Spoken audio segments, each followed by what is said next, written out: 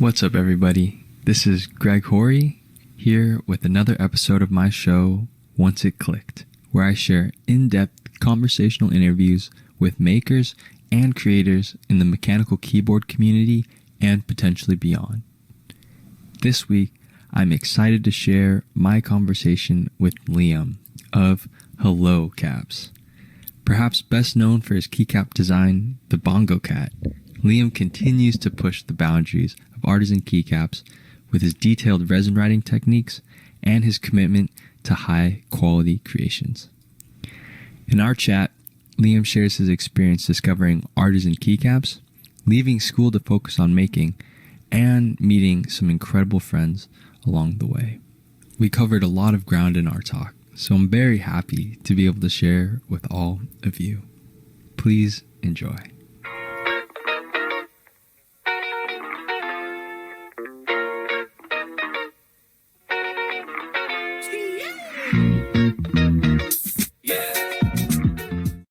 Yo, Liam, thanks for joining me on the podcast today.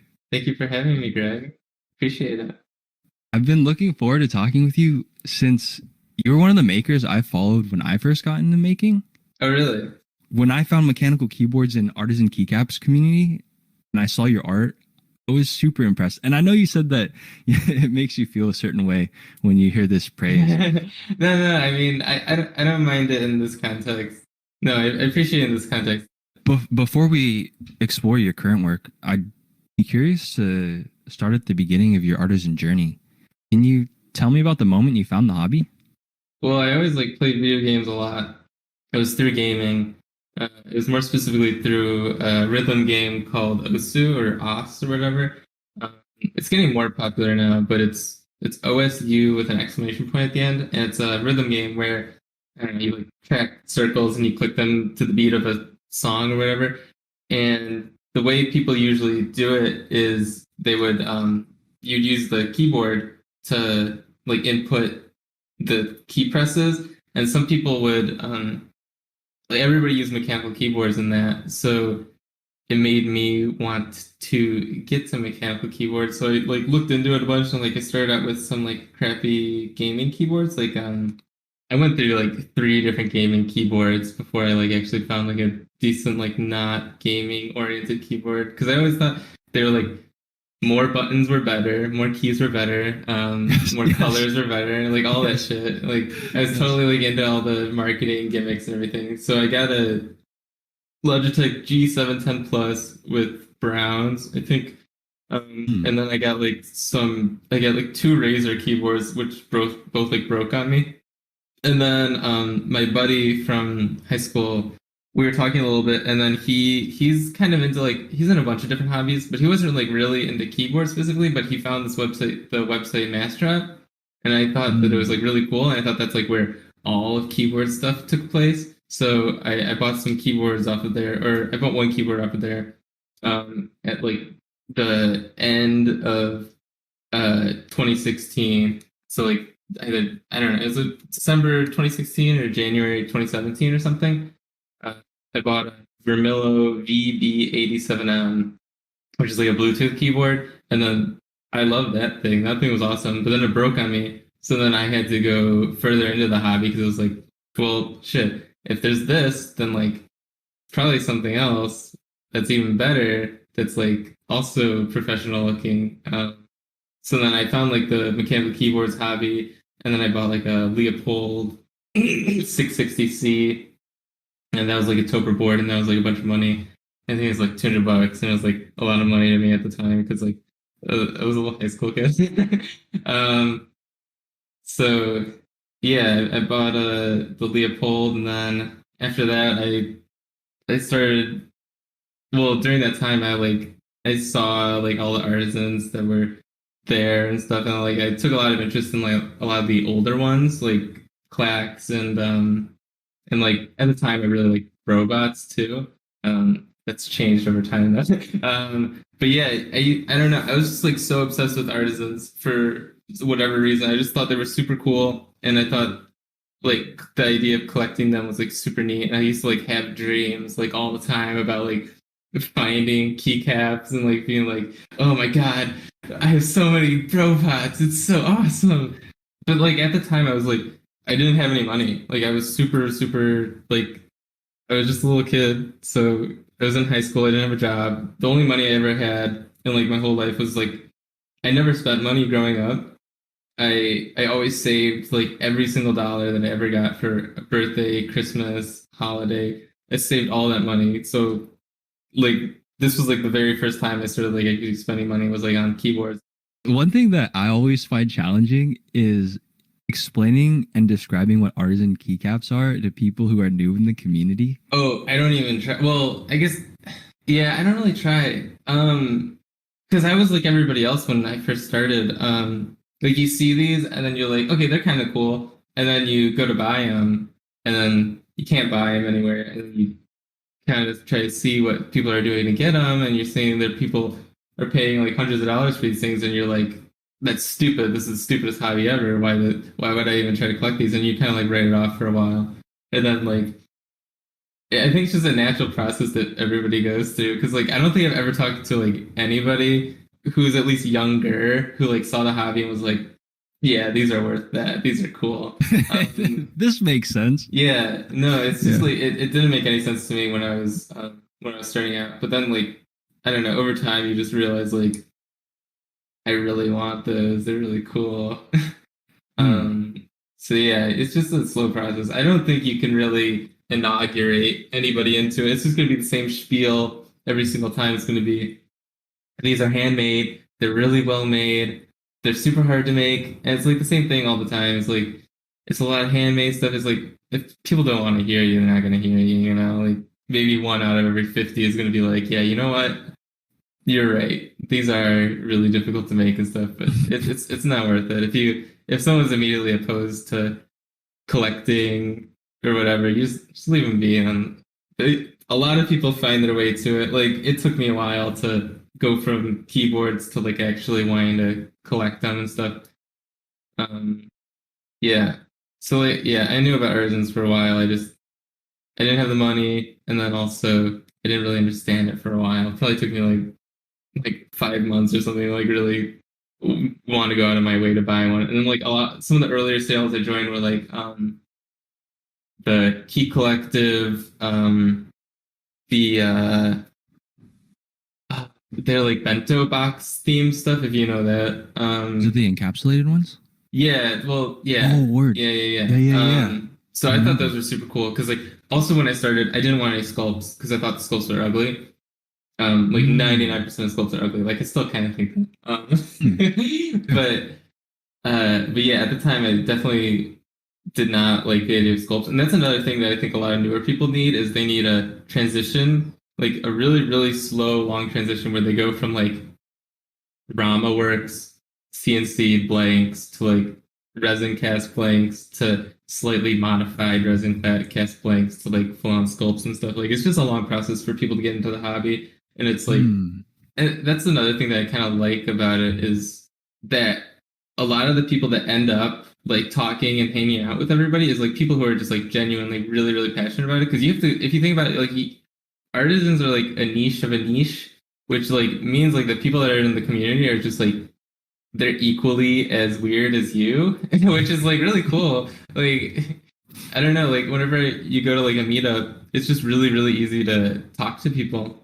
It's when I went to my first meetup, it was so easy to just like hang out with these people and like talk to them and just like have a good time. Just because like if you might like talk to people, but then like in normal conversation, you maybe run out of things to talk about. But with people that are like in the same hobby as you, it's cool because like you run out of things to talk about. Maybe you have some artisans in front of you, and you just start looking at the artisans, and you're like, "This is a cool artisan." You guys talk about that. It's just like super easy to make friends and stuff, and that's another thing that I really like about it. So I guess that's kind of how I got into it. The way I got into making them was kind of by spite. I joined a lot of artisan sales, and I never won any of them. I joined, at least at the time, I thought it was a lot of artisan sales. I guess now I've probably only joined like 5 or 6, but even like that was a lot. So yeah, I joined like the bento box ones. I was around for the Cosmonauts with the K, like the re-release, I think. I didn't join that though because I thought they were like I didn't think they were cool enough. um, and then I was also around for like a lot of Fugu sales. I tried to join the Prismatic sale. I didn't win, which I was very upset about because like the Prismatic Fugus were like there's so many of them. And then there's a lot of other Fugu sales, and I was around for Poison Summer. And during Poison Summer, I took an interest to like sculpting and stuff because I'm not an artistic person. I don't know how to draw. But I do really, really like working in 3 dimensions, which I never really thought about growing up because I never did it formally. The most I did in like 3 dimensional work was like art class where you work with like ceramics, and like Minecraft. I loved Minecraft, and I think that actually helped a lot with me as like a creative output because I used to do a lot of pixel art in Minecraft. I would like spend hours just putting all the cotton blocks in the proper place. And like I have a YouTube video. I don't think I'll share it, but I have like a really old YouTube channel that I ran with my cousin. And one of the videos is me just showing off my Minecraft world and like all my pixel art. And there's like it's just like covered in pixel art. Like I probably spent like hundreds of hours just like building pixel art. And I thought it was like the coolest thing in the world because it was like I don't know, it was fun to like get everything perfect. Because even if I was like one pixel off, I'd like go crazy. I'd like tear it all down and rebuild it. Like I don't know. It's just I think that's kind of just ingrained in my personality. I just like that kind of stuff. And then also growing up, I did like a lot of Lego. I really, really liked Lego. I also had a Lego YouTube channel, but I ended up deleting it because I was embarrassed about it in middle school, which sucks because my Lego channel is actually really cool. I built a lot of like Lego guns that would like shoot. I thought that was like the coolest thing in the world. Because I would have them like shoot rubber bands and stuff. And yeah, I just love that kind of stuff. And I would, for like, I don't know, I built so many Lego guns. I would like build Lego guns like one day and like play with it. And then like I'd tear it all apart. And the next day I would build the entire other one. And they're like big size. They're like life size basically. So I just love that kind of stuff. So I never did any like formal art, but I did art in the way that like I don't know. It's just like all my life I've been like vaguely touched by 3 dimensional work, and I never really realized it up until I started sculpting, and I kind of have a I kind of had a knack for it like as soon as I started almost. If that's not too self-righteous or something, I don't know. Oh, dude, not in any way. I don't hear that. I don't hear that come across in any way. And then yeah, so I sculpted for like a year. I worked as a lifeguard out of when I was in high school because my parents, mostly my dad, he really really wanted me to get a job, and I was like not comfortable working for whatever reason. So he like kind of forced me to get a job, and my brother and sister were both working as lifeguards. And the place they worked as lifeguards was like super easy to get a job at. Like you literally just show up and they give you a job. They just train you and then you're able to work for them. So I worked at a couple different pools. They were all pools for like condominiums, and these pools were sometimes they were busy, but usually they were totally empty, like almost all day. And you had to be there. You had to be there cleaning the pool and stuff. But you had so much downtime. I had like hours and hours of downtime. And when I started, I was like, okay. I'll buy like a Nintendo Switch. So I bought a Nintendo Switch and I just like I played that like all day at work, and then I was like, you know, I should probably try to be at least a little productive while I'm here. So then I bought all the equipment to sculpt, like a synth and like some monster clay. I like messaged I went around messaging a bunch of artisans, just like asking what kind of clay they sculpted with and stuff. And I was like and like all of them fucking ignored me except for like one guy, and he helped me. He's not really in the hobby anymore. His username was like SKDC or something. He made cables, but he told me that he used like monster clay, and I was like, okay. So I got monster clay, and then I tried sculpting with that, and I just really enjoyed it. So I would bring my little Tupperware thing to work every day with all my tools and stuff, and I would just sculpt like all day. And another thing that's nice about sculpting is none of the people who are at the pool get angry if you're sculpting. They get angry if you're on your phone or on your Nintendo, but they don't Yes. care. They don't care if you're sculpting or reading or anything or like drawing. They don't care about that. Like that's totally fine Yes. to them. So yeah, I just sculpted like all day, every single day, for like months and months and months. So I sculpted like all that summer, and then I didn't actually make anything by the end of it. By the end of that summer, I was getting pretty upset with my manager at the time. I didn't really like working for him, and he's always kind of like a bad manager. Like I always thought I could do a better job than he did. And by the end of summer, I was like, yeah, I don't want to work tomorrow because a lot of times when you had off days, they would still call you to come work at a different pool. And I was like, yeah, no, I don't really want to work. And then he was like, please come work. And he's like, I was like, dude, if you try to make me work, I'm gonna fucking quit. And he's like, I'm gonna call your bluff. And I'm like, okay. And I just Yes. quit. I was like, whatever, dude. Basically, like I was already thinking about it, but I just thought like the next summer it would be really, really easy to just like, okay, I already have all these sculpts that are like pretty much ready to just like be done. And like I was like, okay, I'll just buy all the equipment. I just bought all the equipment. I bought like a pressure pot, vacuum chamber, pump, compressor, just all of that stuff, and like a bunch of resin and stuff. Because like I had money that I saved from work, and I also had money that I never spent growing up.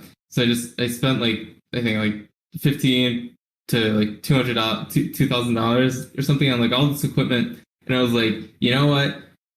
That's the previous summer working as a lifeguard. I think I made $1,100, and I was like, you know what? If I could make like 30 keys by the end of summer and sell them for $40 each, after 3 months, I would have made the exact same amount of money as I would working as a lifeguard. So I was like, what's the fucking point of being a lifeguard when I could do something like I actually care about? So that whole summer, I worked like nonstop, like literally like every single day. I woke up, went in my basement, and like tried figuring out how shit worked. And like another thing was, at that time there was a lot less resources online. Like now, there's so much stuff like you can see, which is nice, and it's also kind of it's a blessing and a curse in a way. But at the time, there was like nothing online. I think a lot of the tutorials I used were like Binge's old synth tutorial, which he sculpted his Hungry Key off of, and then there was also the Zorb caps one where he used like 3D printed stuff, and I didn't understand that at all, but it was still helpful. So yeah, I just like scoured the internet like over and over and over, and like that was another way that I got into like a lot of the older stuff, was just like seeing how older people did what they did, and like there was weird ways people made molds and stuff, and like a lot of like there was this one guy I saw who didn't even use like a two-part mold like we do now. He like used like a vent out the back, and I loved it all. I loved seeing how much creativity and like problem solving there was in it. I just thought it was really, really cool how there's like, and I still like it for that today. It's like there's no real established like way to do things. Like you can really form like your own path and just like do it yourself. And even if you don't want to, there's like if you only go as far as the tutorials online, you're like really hurting yourself. And it's like you can teach yourself so much more and problem solve and solve all these little problems that everybody around you is going to be running into, and like you can just figure it out yourself. And I always thought that was like so cool, was like if you take the time and try to figure this shit out, it really rewards you, because it rewards you in like better work, rewards you in like a lot of time saved, just like all that stuff. I love that. I thought it was really, really neat, and I still like it for that today, because I still don't think the craft is pushed nearly to its limit. I still think we're like 5% of the way there. Like I still think there's so much more to like uncover, and I think just people are gonna figure it out over time. Like I kind of was able to like pioneer resin writing in the way that's used now. If that's not weird for me to say, but like before I was around, the only resin. Well, okay, the reason why I made caps the way I do now with resin writing and stuff was I always wanted a way to stand out and kind of prove like, hey, I'm someone to like kind of be respected and like, like I really wanted respect. A lot of the hobby in my work, I wanted respect. That's like really all I wanted. And it's still kind of just like I want the respect. And I thought the quickest way to gain respect was resin writing because at the time, any cap that had resin writing was like instantly like top tier, like all the time. Like any ETF that had resin writing was like all the way at the top. Like everybody wanted them, like the Deadpool colorways, like the Harvey Fugu, anything that had resin writing was like instantly crazy and like the best thing ever. So I was like, okay, I'm gonna figure out how to do that. So I spent a very very long time trying to get to Bongo Cats, and then up until the Sugar Skull one out how to do it properly, and like the Sugar Skull was like where I like actually figured out not having it like fuck up 99% of the time because that's what I was dealing with before is like it was just super and then I just like figured out a methodology and like and now I'm just able to do it. So it's like that your own like doing a lot of trial and error, like it's really rewarding. For those listening who may be unfamiliar, how would you describe resin writing? Yeah, okay. Resin writing is so typically when you shooting a cap is just like applying colors in a certain way. A lot of the times people have sculpted out areas where you would place individual bits of resin. Like a lot of times it's like the eyes pop out physically a little bit. So like when it's the negative of the mold, resin is viscous. So you put it in the things and then like it just stays where the eye would be, so to speak. Still most sculpts nowadays are like that. And bongo cats are even like that with the eyes and the paws and the ears. But resin rating is anything that's outside of that done in like a deliberate way. To me, the deliberate part is like is necessary because like you could do like splatter. That's not really resin rating though. Resin rating is like you take a little like toothpick or whatever and you apply resin in this particular design with like significant like meaning. Like you went into it wanting to do that specific design sort of thing.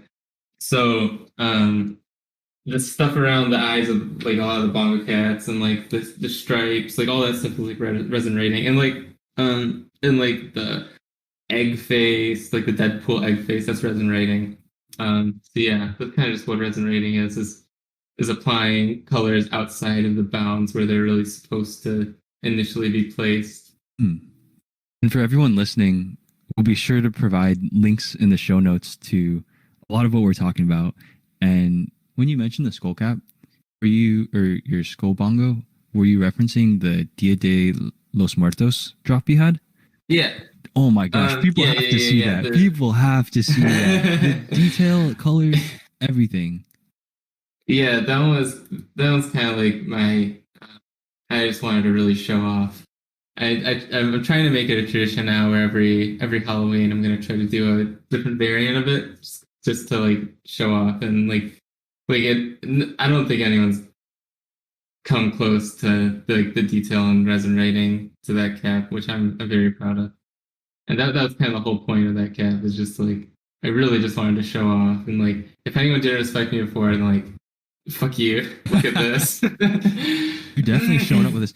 And this is actually one thing I'm really curious to ask you more about, maybe offline too, because for me, my perspective and approach toward the hobby was very much from a sculpting point of view. So I've been more focused on general shape rather than the color combinations and like the resin writing you do. And again, like you said, I feel like I'm really still scraping the surface of what's possible in this hobby. Yeah, that's just what makes it so fun. When I started, I this was one of my sketchbooks I used when I was working. Oh, swag! Did you make that? Yeah, it's just duct tape. Let's go, let's go. Yeah. Yeah. So it's just a little notebook that I got out of Walgreens one day. And it's like totally faded, and it has keys like stuck in duct tape on it. But yeah, in the first pages, I I like really tried to think about the form and what I liked about artisan keycaps. Like designs I enjoy. I like wrote out a list of things that I like. Um, and I just like I sketched a lot of stuff, and I really tried to get a good understanding of what I like personally and what other people tend to like get along with, so to speak. So when I started, it was a lot of blanks. I really liked blanks. I still do. Um, I always wanted to make like complicated blanks, just like Key Collective did, because I really looked up to like that kind of design because it was just so clean and instantly recognizable. That was another thing, and I still like do that now. Is to me, it has to be instantly recognizable. If it's not, then I really don't care for it. If I have to look at it and think about it for more than like 2 seconds, I don't like it. So that still bears true with a lot of sculpts now. As a lot of there's a lot of stuff I just don't know what it is, and I just can't really enjoy it. So the simpler design is better, especially because when you think about it, it's something that's about a square inch, and it's going to be like 2.5 feet away from your eyes. So it has to be that's where you're always going to be seeing it, and you have to be able to like recognize what it is 2.5 feet away, and the colors can't be too complicated to where you don't understand like the shape of the caps and stuff like that. So you can't like do just a bunch of glittery, translucent stuff because then you're not going to understand what it is if you just look at it with your eyes from 2.5 feet away. That was something that I just like really thought about, and I looked up to a lot of older people, like mostly nightcaps for a lot of the styling and stuff. Because all of his designs were just super simple, and then I always had to think about the way you were gonna color them after the fact. So, I mean, Nightcaps always did it really, really well, where they had a bunch of sculpts and they are all able to be colored in a similar way. Um, and I always just thought that was really cool, and I always wanted to do that for myself.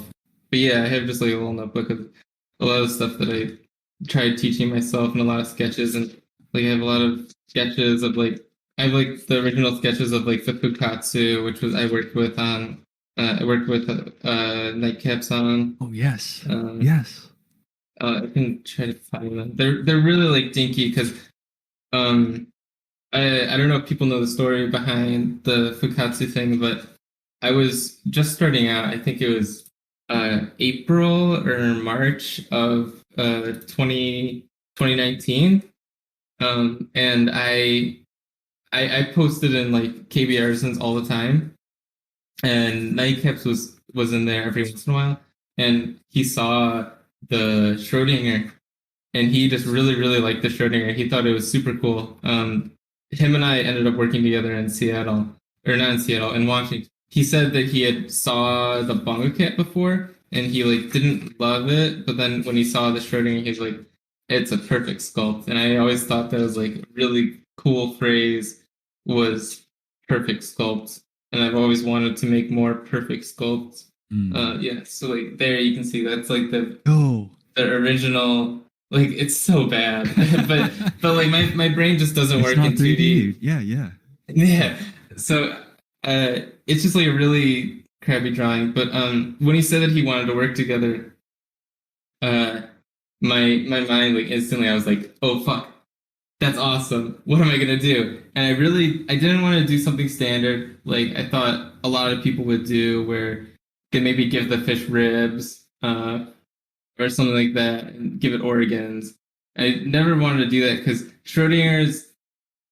So obviously the cut in half style is inspired by Jason Freeney, but I've never loved Jason Freeney's style of doing it. I always thought it was too realistic, and a lot of times he did it when I don't think it really works. Do you know Jason Freeney? Oh, is that? Yeah, you could look him up maybe. He's like kind of the artist who's popularized the cut in half sort of thing. I guess Cause too, but mostly Jason Freeney. But he always did cut in half stuff, and I just never liked the way he did it. I thought some of his designs were good, but a lot of them he just like fit human skeletons into a shape that didn't really match, and he would like Mm. slightly modify the skull, and I never liked that. So I I like the idea of it, but I don't like working in reality a lot of the time. I think reality is boring, and I think you should try to like go beyond it and like modify it to be what you want it to be. So I wanted the cat skeleton to have an ear.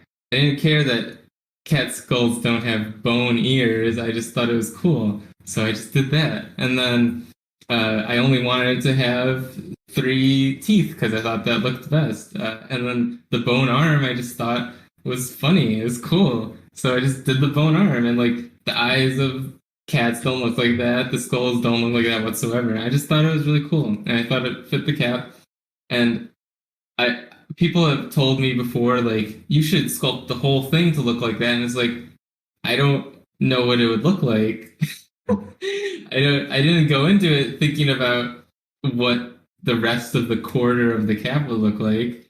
It doesn't have a structure. It doesn't have an anatomy. It's just what it is, and I think I just tried to make it look as good as I could to my eye, and I'm happy with it. So Hmm. I didn't push it. That's another thing that I've always thought about is uh, the only thing I like to do design wise is like I like to do just enough. Like it's really easy to fuck something up by going too hard with it and like going too far. And I've always liked simple stuff. So like with the Schrodinger, like you could probably do like a million other things to it and make it slightly different. But I really like when it's as simple as possible. And coming back to Nightcaps with his designs, um, a lot of his designs have maybe like four or five elements to them, like at least in my mind. I don't know if anybody else thinks about them that way, but like Fugu, it's like a round shape. It has spikes, so it's two things: fins, three things, eyes, and then a mouth. It's like five things that it just has, and it's really well done. And it doesn't go too far. It doesn't have too many things on it. It's just very simple, uh, and I think that's what people generally enjoy is just simplicity and like the ability to recognize it from far away. So that's what I've always tried to do Hmm. with my work as well. One thing I wanted to ask is I hear you say when you are relating your experience, starting with your Legos and Minecraft, and then moving on to sculpting, and then even as you evolve with these collaborations with, say, Nightcaps, you, especially with your journal too, it sounds, I hear you say that you have this intentionality when you are applying yourself to create and hopefully accomplish this perfect keycap. When did that develop? Like, how did you develop that approach? Like, when you were sculpting while you were working as a lifeguard, is that something that you outlined before you got started, or is this something that you had always kind of developed as you've grown up? Going into it, I never really wanted. I didn't want like to be popular. I didn't really care for it. I did it because I just wanted maybe to like I don't know. I just wanted people to maybe look at my work and maybe um, that was basically it. Like I didn't really care for being like super popular or anything. I just wanted to make what I thought was really cool, and it was a lot of out of like just anger for not winning anything, and then the desire for like perfection.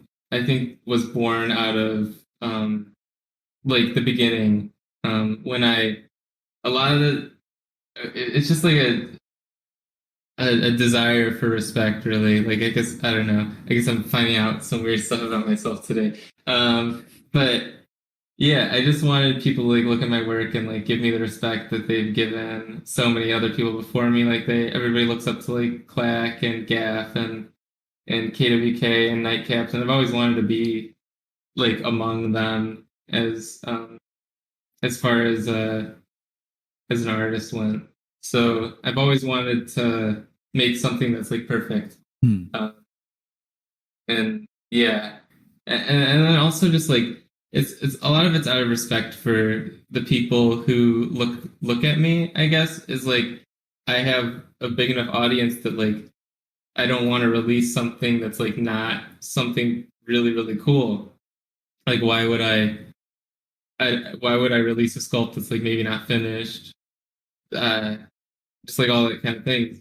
And like I think I don't know, you don't need 50 different sculpts to like be cool. Like I don't know, I've always wanted like maybe 5 or 6 sculpts that are all just like really, really, really good, and like none of them get looked over. There's not one that's like collects significantly less than the rest. And a lot a lot of the reason I make Bongo Cats is because I don't think they're as I think they're my worst work. Um I don't think they're very, very amazing. I think they're good, and I think I've developed them into something that is good because originally the way I applied color, they were pretty boring and not very impressive and not very pleasing to your eyes. And then it just over the course of time, I took the time and I experimented with different designs, wanted to figure out a formula to make them look really pretty. And I kind of figured that out over time. And that was a lot of that was just for me because like the what people used to say to me very early on was like they wouldn't say it directly, but they would like kind of gloss over the Bongo Cat, and then they would always point to Schrodinger's as like the cooler one, which I agree with, but I don't like hearing it. I want people to admire Bongo Cats, so that's why I made so many. It's because like you know what, you guys just aren't giving it a chance, and a lot of the people that didn't like it before just enjoy it now. Like they really, really like it now because I worked hard and I experimented like a million different times on how to make this stupid thing look good. And now it's kind of like at the point where I could just like whip it out and be like, yeah, it's awesome. There's a lot of wanting respect and respecting other people that I want to make something that's like perfect. And I don't like releasing something that's maybe like a prototype. I don't like that. Like I could experiment a lot more with my colorways, but I don't want the public to be a victim of my experimentation, kind of. I don't want to release something that's not really, really good. And if I think I could make it better, I don't want to sell it. Um, yeah. So recently I've been playing it a lot safer, I guess. But right now I'm mostly just like playing with color and trying to figure out what colors look nice together. And then I'm also me not experimenting so much with different colorways and patterns also frees up more time to work on different sculpts behind the scene.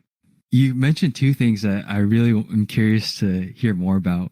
The first is something that I've definitely struggled with myself, and it's this relationship with people in the community, both your fans and your supporters, and even other makers, where there's almost this sense. I mean, for me, speaking for myself, I feel a sense of almost obligation to the people who are supporting my art, who appreciate my work, to have this certain level of quality. And I hear that when you say and when you speak of your experience too. Yeah, absolutely. Yeah. I don't want to sell anything that's not perfect. Like the April Fool's cap I did, I it's not perfect. It's not good. It's not even like something that I would feel comfortable selling, but I really wanted to do an April Fool's joke, so I made some really crappy cap. And then I wrote on the forum there was $999, and it's just to weed out people that would be like, I don't know. To me, it's to weed out people that don't trust me. And then I just invoiced people for like $10. Like I didn't think that it was a perfect cap. I didn't think that it was like great. I could have put more time into it, but I didn't have the time, and I really just wanted to make a funny April Fool's joke. So I didn't feel comfortable selling it. But yeah, I've always been that way. Anytime that I have to increase prices, it's just I feel like a horrible sickness in my stomach. It's like because I wouldn't in the current state of the hobby right now, if I was me from when I was in high school, I would not be able to collect my own work. And to me that's very weird to make something that I myself would not have been able to collect when I was younger. And that's something that would have annoyed me is not being able to buy something. So I feel like I would, if I was in a different universe, I would probably resent myself, which is kind of weird. Yeah, so I don't know, I try to put as much effort into my work as possible. And I really, I try to hold myself to a high standard where I'm working on these caps, every colorway. Usually it's like a 12-hour day, almost, even more even, that I'm working on these stupid things. Usually I wake up at like 10:30 or 11, and then from the moment I wake up, I'm working on these things, and then the day finishes at like 4 in the morning, and like that's just how much I feel like I have to work in order to make what I'm selling worth what I'm selling. Like obviously, objectively I could be making, I could be selling them for a lot more. People would buy them, but I don't want to be someone that discriminates against like retail collectors, and I think that's just something that's ingrained in me. So price point is something that I still struggle thinking about, and it's definitely Yeah. a sensitive topic, both from the maker's perspective and, as you said, for people who are collecting. Hmm. Because you talked about how you think about it. I guess, how do you think about the time in relation to your apps and then the energy that you're putting into your art, where you say you have these long days and you're clearly Hmm. spending a lot of your energy and intention in your craft, and you recognize that there's this challenge to balance being able to share your work with people who are interested and then Yeah. also kind of sustain yourself. Yeah, I don't know. There's just a lot of factors that go into it. Yeah. Generally, you kind of go based off like what other people are doing, Yeah. and if for me, if somebody else is charging $90 for like a three-shot cap with no resin ring, I feel obligated to charge more than them because I'm putting in more effort than them, and my caps are better. So, uh, so I have to charge more. So it'll probably always be that way up until the market kind of levels out, where uh, a lot of the caps people are putting out are taking as much effort as the ones that I'm putting in, sort of thing. Um, but yeah, I don't know. There's never one reason. It's always a combination of things. Some of it's emotion, where I just get angry at people selling my keycaps for like a ridiculous price, and it's like, well, I feel obligated to at least some of that. So yeah, I don't know. It's a lot of different factors like that. Yeah, there are a lot of different factors which makes it so complicated. Yeah, yeah. It's a frustrating hobby in that way. I try to not think about it anymore. I used to think about it a lot more. Um, and it used to like keep me up at night. The fact that people were like kind of going behind my back and like taking my work and like taking it for granted. And another thing that I never liked was like people viewing caps uh as like a commodity or something that's like has inherent value. Like they like X plus Y cap equals another cap that they can like trade for, and like I've always like kind of felt weird about that, like two bongos to a gaff or something. Like I've never wanted to be quantified in that way. Yeah. uh, so I really try to tune it out and like avoid it. And like I used to be so much more active in the community, and I loved being active in the community, but now it's just I see too much of it. Like even personal servers, which I used to be in with like close friends, I was in one group with a lot of like my really early friends in the hobby. Uh, I still really like hanging out with them, and they're really fun to be around. But I think it's mostly just like a personal thing where I can't stop looking.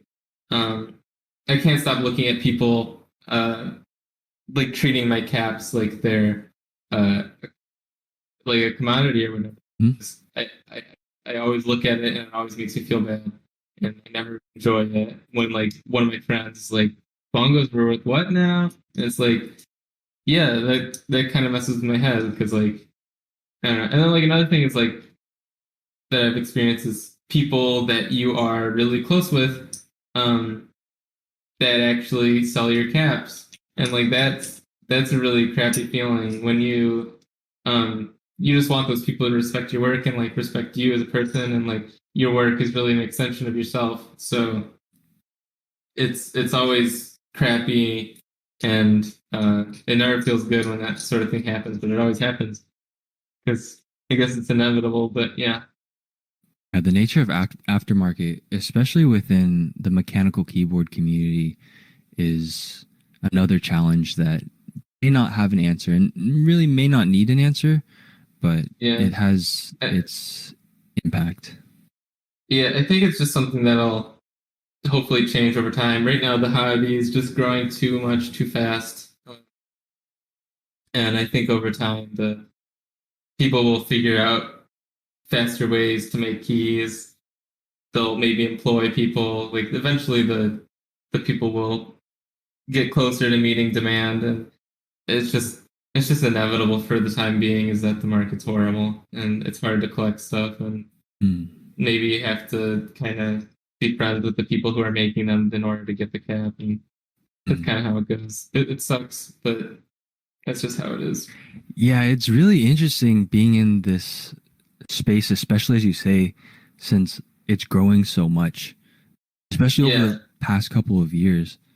I'm curious how you think about your relationship between people in the community and other makers. I've heard you talk about how it's evolved as you've continued to pursue your craft, and as the community continues to grow. I was just curious if you have any thoughts about your approach towards your craft going forward. So as far as like my relationship with the community now, like I'm pretty disconnected. I like talking to people. I really like talking to people. I like spending time with a lot of the older people in the community.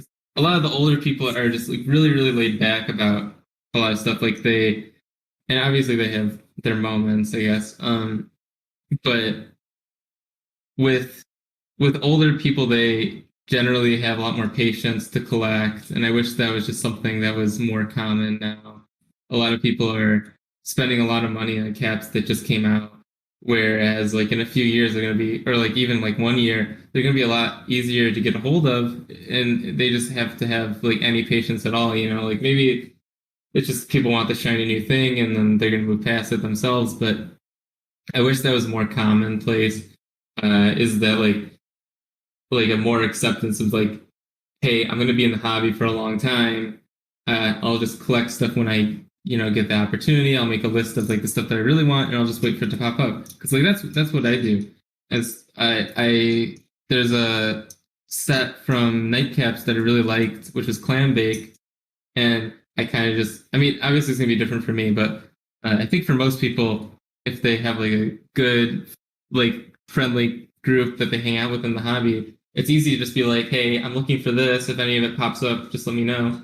And that's kind of just how I ended up collecting Clam Bake. Like, I don't think I went out of my way to really like harass people or like PM them all the time, or like scour back in like Reddit, which is like fine, I guess, if you do that, to like find like old posts and stuff. But I don't think I really ever had to do any of that. I would kind of just like let my friends know, like, hey, I'm looking for this stuff. If you see any of it pop up, just let me know. And then just like over the course of like a year and a half, like I ended up with all the keys. And it's like it wasn't particularly hard to get. You just had to have a little bit of patience. And I didn't spend a bunch of money. I think I spent like the total for the 8 key set. I think I spent like $500 for everything all in. So it's like whatever, like yeah, I just wish patience was more of a thing that people respected in the hobby. And then also it's not possible, but I wish people were less of like hype chasers and like clout chasers, but that's like, I guess that's in any hobby. People want the quickest way to respect in this hobby is spending a lot of money. So that's always going to be around, I guess. And that might be what fueled people's impatience, but that kind of stuff. I respect the people who have been around for a really long time and have like a really interesting collection than I do the people who have been around for a short amount of time and like have every single gap, Like, I just don't really. I would much rather have the older collection than all the really new hype new stuff. Like maybe in a few years, all the hype new stuff will be really cool old stuff, but right now I'd rather have the older stuff just because it's a lot less competition to collect. It's easy, and there's like, yeah, that's another thing is like it's a lot easier to collect older stuff. Um, but yeah, going forward, I don't know. I kind of just go with the flow with everything. If I'm sure I'll be able to keep making keycaps for a while. If something changes, then I'll find something else. Like I'll keep making them as long as people want them. But if people stop wanting them, then I'll find something else, and it'll have been like just a cool little mark in my life that I was able to do this neat little thing, and I'll maybe go get a real job. Oh man, heaven forbid, dude. Real job, that's scary. I don't know what that transition would be like, even thinking about for myself. Oh shit. Yeah. Yeah, no, I enjoy the experience. That's really what it is for me, is as annoying as the community can be, it's all about the people that I'm able to meet and like form friendships with, and like it's really cool to make friends with people that are in, like cooler places than me, because I'm in Illinois and it's kind of boring here. I think I'll probably move kind of soon, but for the time being, it's cool to have friends that are in like more interesting places, like places like Austin and like in the Bay Area and stuff like that, and like Marcus in Washington, like, Mhm. and I could probably just go hang out with them like whenever I wanted, So that's the kind of thing's always been cool to me. It's just like making friends outside of your normal area, and a lot of the people in the hobby also are like older, so it's cool for me personally to talk to people that are not my age, because before keyboards, really the only people I ever talked to were the people that were local to me, and just like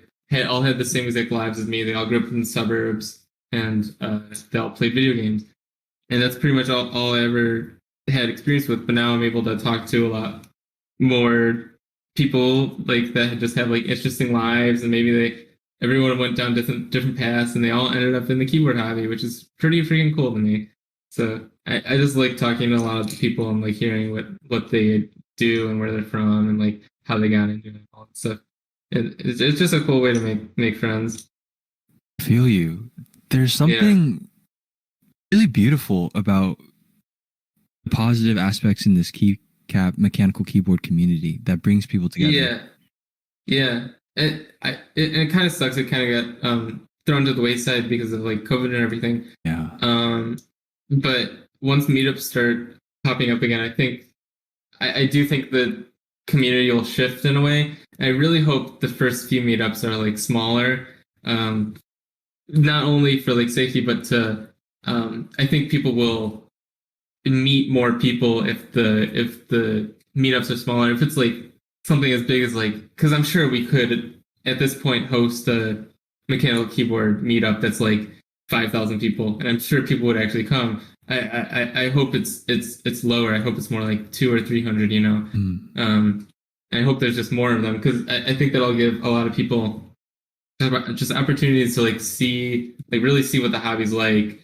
And I hope a lot of the older people go to these meetups and like kind of show people the ropes and like show people how chill everybody really is in person, and like just hang out.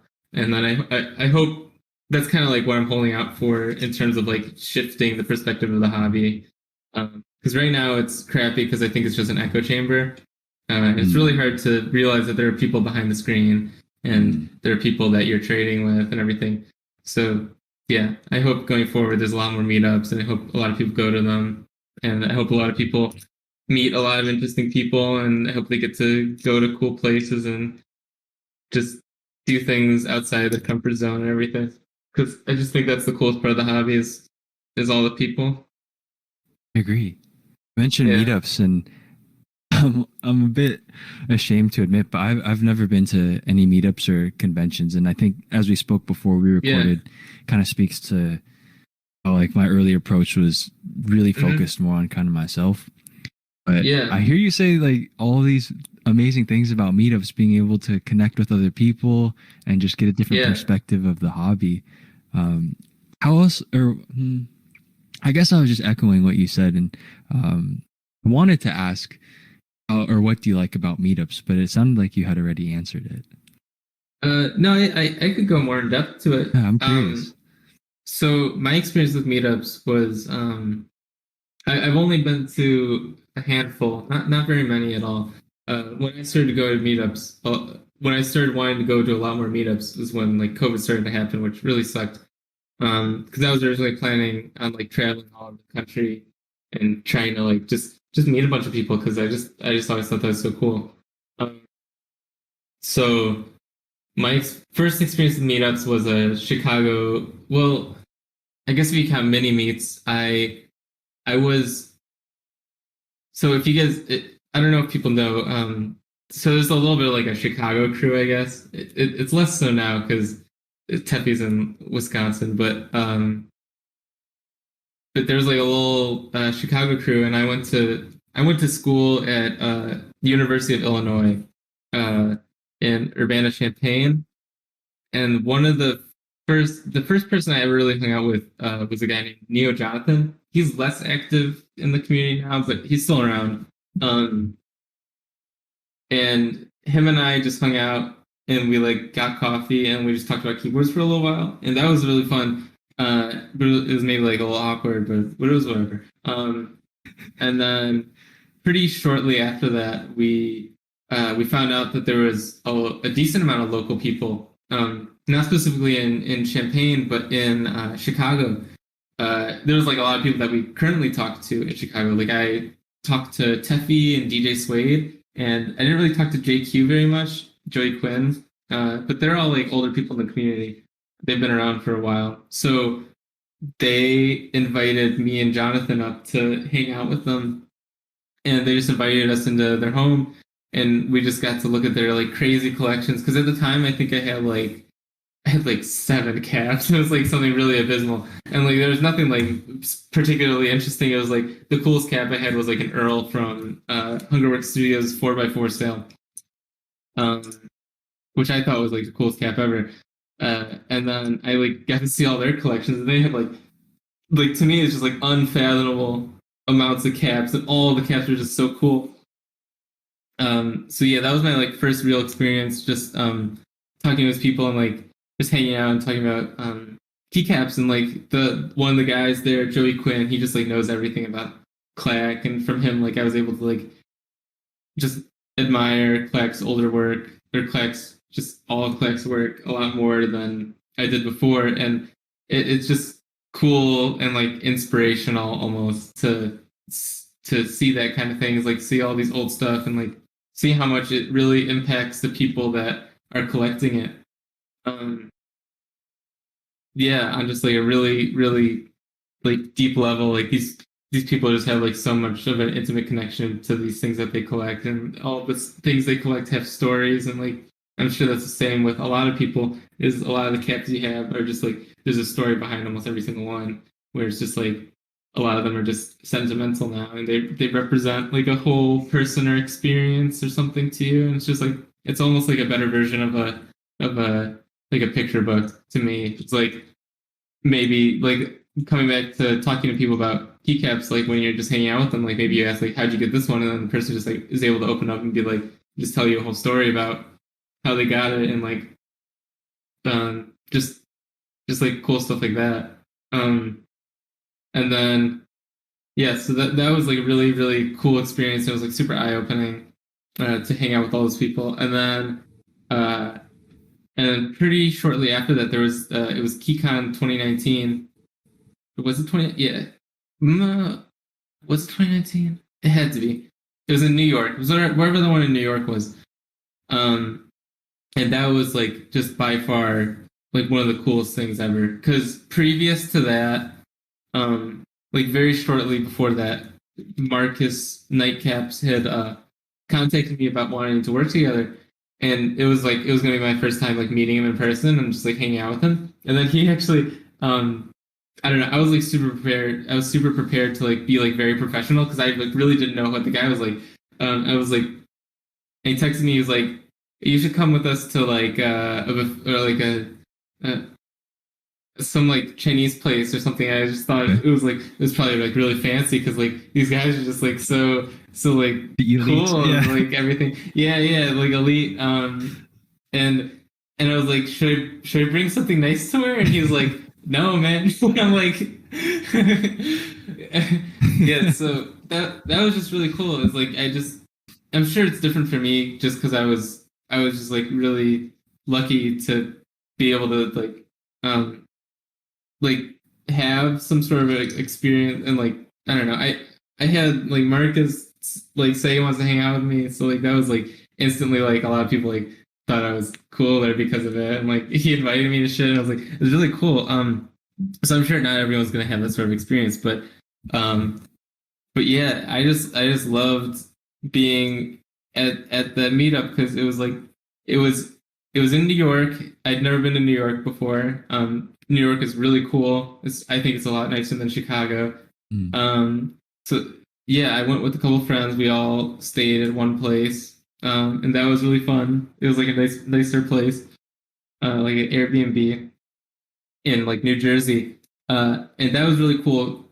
Just a tangent. It was really cool to stay in New Jersey during the meetup because we were not able to go back to our apartment like for the or like the place we were staying for like the entire day because the place we were hanging out in New York and the place in New Jersey were like an hour and a half away by car. Yo. So it was like we were like forced to stay out Locked in. Yeah. like the whole day, every single day, and it was like that was awesome because we always had to find something to do. But yeah, so it was really comfortable to like go to New York with a bunch of people because that was my first time traveling without my family, which was really, really awesome. And I just thought I didn't like traveling, but it turns out I just don't like traveling with my family. It makes a big difference. Yeah. So there was just like a lot of freedom to it. It was like really exploring and doing whatever you wanted. It was nice just going with all my buddies and like the meetup, the venue was a hotel and a lot of people stayed at the hotel, which was really cool. I didn't stay at the hotel. I didn't go up to anybody's rooms or anything, but a lot of people stayed in the hotel. And the venue was just like, it was so packed. It was like everyone was like super close together, and like that sounds not fun, but it was so much fun. It was so much like hustle and bustle, and like getting around people. It was just like, it was amazing. And then like, the majority of the meetup was in the basement of that hotel.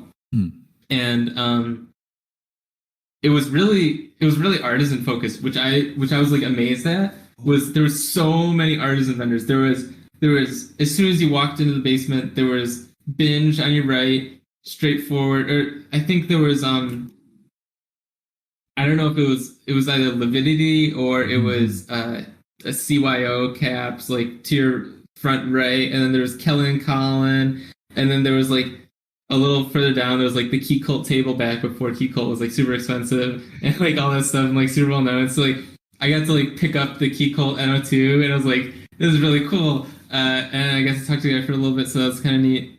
And then another table over was like, it was the Glyph, who I had talked to before the meetup, and like we were kind of working together. We didn't end up actually doing anything, but it was he was someone that was like really, really nice and welcoming and warm, and like him and I talked for like a decent amount of the meetup. And I didn't have a table or anything because I was like pretty unknown at the time. So I just like walked around and talked to everybody, and I'm really happy that I chose to do that instead of getting a table because that's a lot more fun. And then beyond that was like Booper, and then there was like Tiny, and then there was like there was just so much, and there was like Matt 47, and then there was in like a different section there's level caps, and yeah, it was just like there was so many artisans there, and I just thought it was like super duper cool to see all those people in person. And like I was too scared to talk to 90% of them. Like I like maybe like introduced myself and I was like, hey, nice to meet you, and like I really like your work and stuff. But I was like super shy and everything. I didn't want to talk to any of them. But yeah, so I just walked around and like hung out with all my friends and like talked to people. It was really cool. And then like some people actually like knew me, and I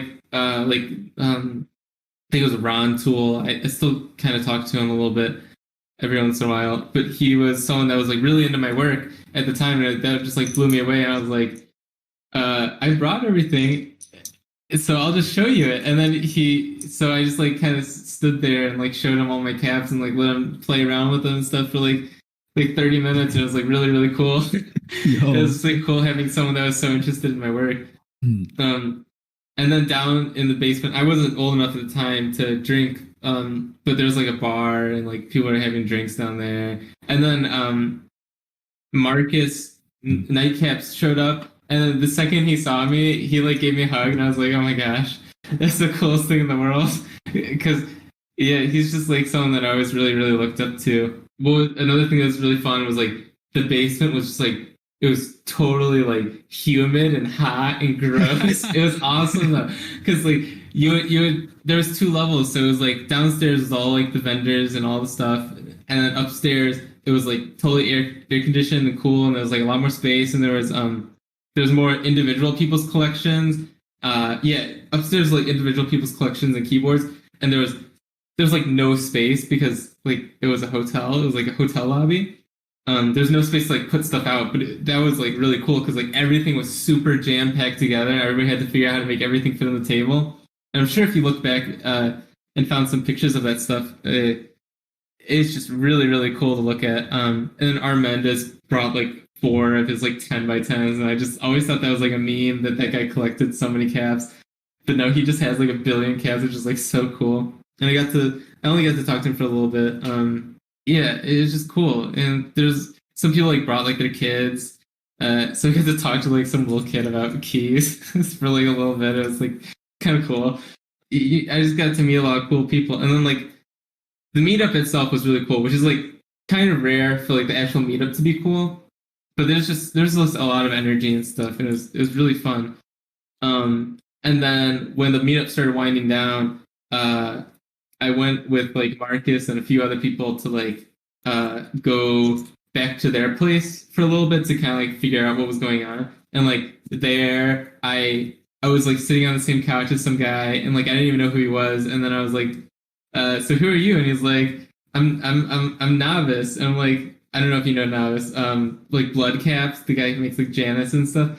But I always liked his stuff a lot. Like up to that point, like I joined all of his sales. And I was like, holy shit, that's so cool. It's so good to meet you. I love your work. He's like, thank you, man.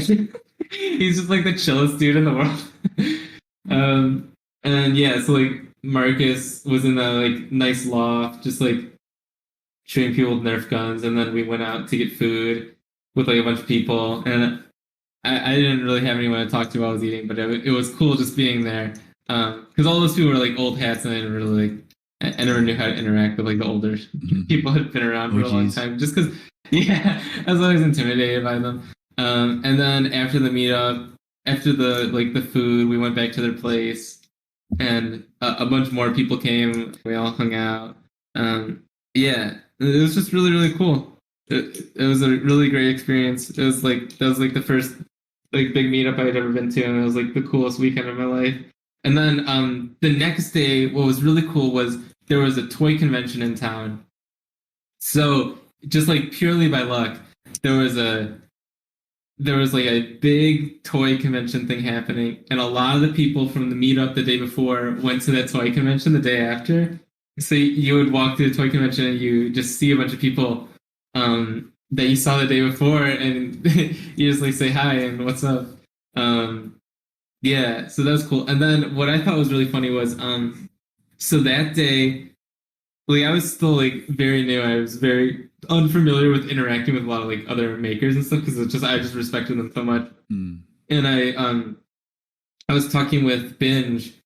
I was texting him a little bit, and he was like, yeah, I'm not really doing anything. And he's like, are you doing anything? I'm like, no, I'm not really doing anything. He's like, it was like so clearly after the fact is like, I was supposed to ask him to come hang out with me. I was like, fuck, it's so stupid. Yeah. So like immediately once one of my friends told me that like what he was doing, I was like, oh fuck. It was Tatum Tumsy. She makes caps now, she's amidst the clouds, but she told me what it was, and I was like, oh fuck. And then I immediately texted him. I was like, oh fuck, I'm so sorry. And then he was like, it's all cool. And I was like, do you want to get food tomorrow? Because the next day after that, we only stayed for 2 nights. The third day, we all had to catch flights around like 2 or 3, so we had to meet up with the guy really early. But yeah, we were all able to get breakfast together, and people slowly left the breakfast as they had to like catch their flights and stuff. Everybody bought their like suitcases with them and stuff.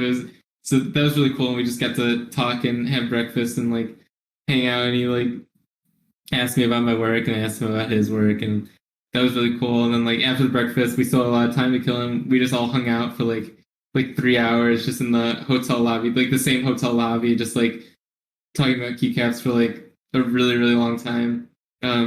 Yeah. So and then after that we all caught our flights. But yeah, that was like it was like a really really good meetup. It was like perfect. That was like I think that is and probably will be the best meetup I've ever been to.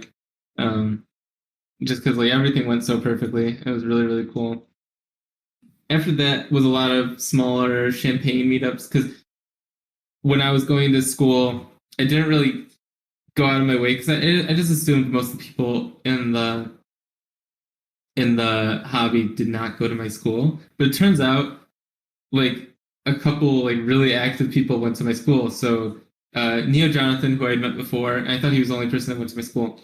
But then there was also Tika Man, who's a lot more active now, Camel Lemon, who's a lot more active now, and then ADB, who's now pretty much retired.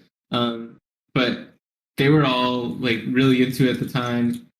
Well, Camel Lemon not so much, but like ADB and Tika were super into it, and then Camel Lemon started getting back into it because like all these people around him were like super into it. So we all met up and like we went to like a boba shop and like we all sprawled out our collections on the table and we took a bunch of pictures. There's an old Reddit thread I could probably find that got to like the front page of Mechanical Keyboards of all of us like hanging out and just like with all of our keyboards on the table and stuff and all of our artisans and stuff. Yeah, so that was really really cool to have people local to me that shared my interests because I never really made many friends in college just because I don't know I didn't really get along with people that I went to college with so well. I made some friends, but they always gave me like weird vibes at some point. Like I thought maybe they were like they're bad influences on me, and I didn't really want to do what they did all day and stuff like so. So I never really got along with very many people. I didn't really have very many friends that like I just hung out with just to hang out with. But then once I met those guys, I had people to hang out with like all the time. And it was just like really cool, just like every once in a while, just like meet up and get some food or something. And yeah, so that was like my first experience having people like very local that I could just like hang out with anytime. Word. So that was really cool. And those guys are still like my closest friends in the hobby. Like some of my closest friends, like Tika and Camel Lemon, like we still talk like every single day. Oh. And I'm sure we talked to ADB, but I think he's kind of dropped off the map, which is okay. He's in school. It's just like cool to meet those kinds of people. So those were like the smaller meets, and then I guess in between KeyCon and those mini meets, like a month or two after KeyCon, Marcus and he invited me out to Washington. So I flew in to Seattle and he drove me up to his place, which is like 2.5 hours away. And we just hung out and we worked together for like a week. It was him, his partner. I don't know if they're married or not. Kirsten, Frank and Lisa, which are prime caps, and then it was me. And then we just hung out. And it was just really cool. He lives in just like the coolest place in the world to me. Like before I met Marcus, I didn't realize that you could live the way Marcus lives, which he lives in like the middle of nowhere. And like I don't know, I'm just like so jealous of him like forever. He just like has like a really nice like ranch home. Well, I guess it's not, I don't know what a ranch home is, but he just has like a nice home that's like a good size, and then he has like a warehouse where he works, where he's able to like work on keys. He like is separate from his house, which I just think is like the coolest thing ever. I really want that. And then he like lives in like a valley. I think I'm allowed to say this. I don't think it's like private information or anything. But he just like lives in a valley and he's like a nice little plot of like flat land. And he has a bull. Which I don't know if you knew that. He has a bull, which is like just the coolest thing in the world. I've never seen a bull up close. And you ask him about the bull, and he says it came with the house. You're like, what does that even mean? Yeah. So hopefully I can like retell the story properly, but the previous owners had scheduled for the bull that they owned to be slaughtered, like very close leading up to the house being purchased by Marcus. Hmm. But then it fell through.